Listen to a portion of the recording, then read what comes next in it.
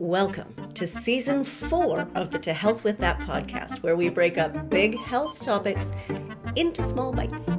I'm your host, naturopathic Dr. Amy Newsel, and this season we'll dive into something we are all familiar with, fatigue. What is it? Why does it happen? Most importantly, how can we fix it outside of this? Coffee. Also, you can enjoy the video version of this podcast on YouTube. The channel is at To Health With That. Can't wait to see you there. This week, let's talk about toxins and fatigue. So toxins have been part of the human situation forever. Even before the industrial era, toxins came from bacteria, from yeast, from fungi, from plants, from biological products, from minerals in the water, and also compounds in the air. This is a normal part of human life.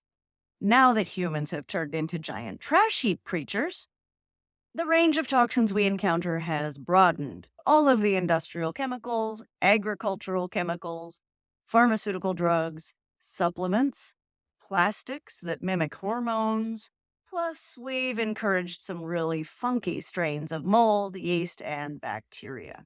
So your body has detoxification systems that are always working to keep you alive, but they can't always keep up. Toxins do accumulate in our tissues and can cause a whole host of health problems.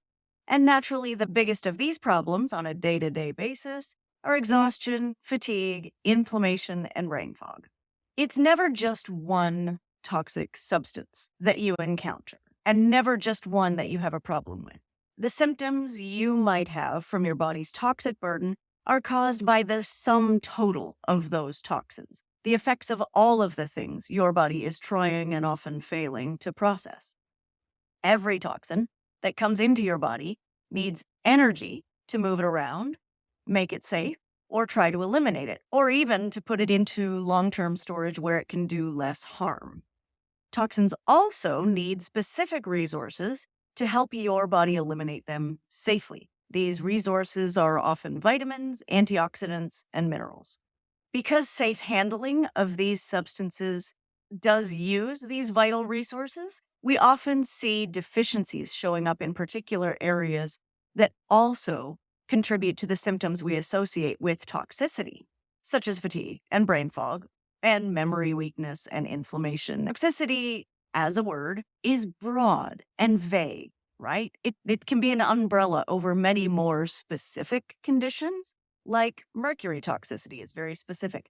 Implant illness is very specific. Mold-related toxicity or carbon monoxide poisoning, those are very specific toxic. This list of symptoms that I'm going to give you is very general, and many other symptoms can be related to specific toxins.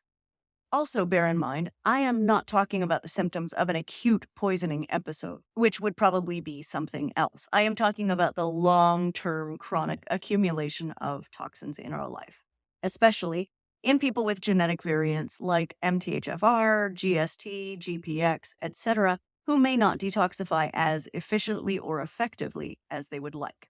So general toxic symptoms include fatigue or exhaustion, of course, because that is our season's topic.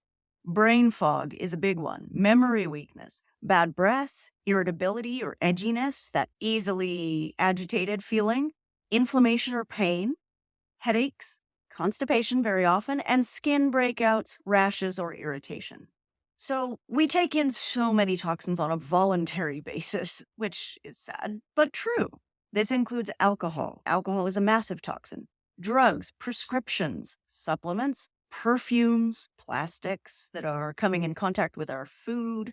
It also includes the chemicals from daily products that we use, like non-stick or aluminum cookware. Things that are sprayed on our clothing, furniture, or bedding, like flame retardants or stain repellents. It also includes personal care products that we put on our skin, like lotions, shampoo, toothpaste, and even home goods like candles, fragrances, air fresheners, cleaning products, that sort of things.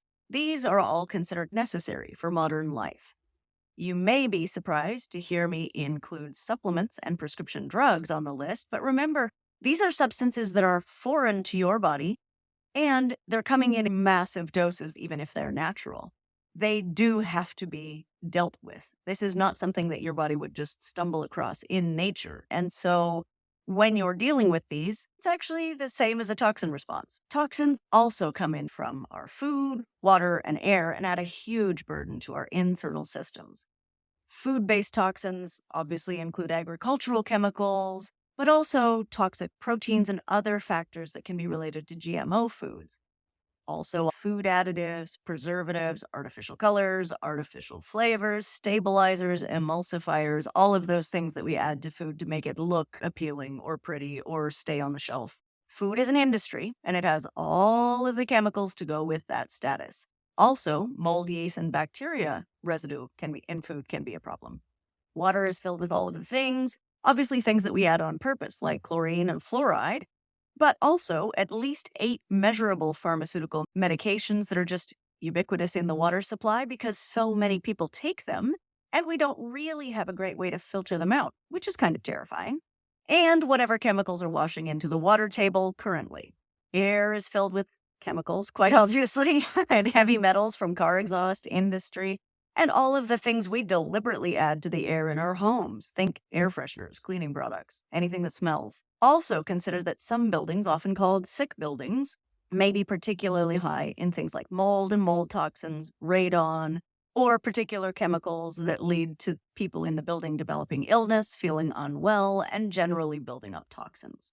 And surgeries, whether they're life-saving or voluntary, often leave toxins behind in the form of dissolvable sutures, mesh, cleansing agents, or implanted items. Obviously, these substances are as safe as we can make them, but people do still have reactions to them, and they're still foreign. The most notorious culprit is probably breast and other cosmetic implants, especially the silicone variety, but even standard surgical materials can add to a person's toxic burden. Now, every human can handle toxins to a certain degree, but your genes will contribute to where that degree lies on the spectrum of human capability. MTHFR, for instance, impairs detoxification globally because it reduces the amount of glutathione, which is your body's master antioxidant, and also specifically impairs the detoxification of estrogen and some heavy metals, including arsenic, and other toxins that need to be methylated specifically to be eliminated. Genes that affect glutathione production outside of MTHFR, including GST, GPX, and CBS, also impair detoxification and the balance of free radicals to antioxidants in the body. Also well known to impair or enhance detoxification are the Cytochrome P-450 system genes.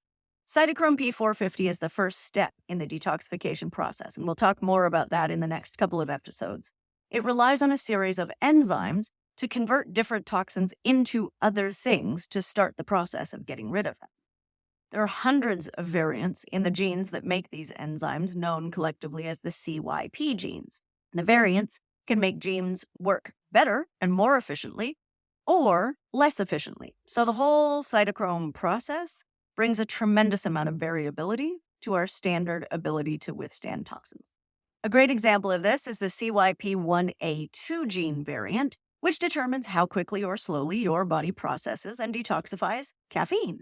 People who are fast metabolizers with the fast version of the CYP1A2 gene can drink a cup of coffee within a couple of hours of going to sleep and still sleep like a baby. People who are the slowest variants often have trouble if they have more than 2 cups of coffee in a day, or if they have any caffeine after noon. CYP genes also often influence the metabolism of pharmaceutical drugs, so they are being tested more commonly now for medical purposes. Toxic burden is a major factor in your energy level and overall feeling of health. Now that I've thoroughly depressed you with the idea of how many toxins you're exposed to constantly, we'll cover the basics about how to detoxify effectively over the next few episodes. Thank you so much for spending your time with me today.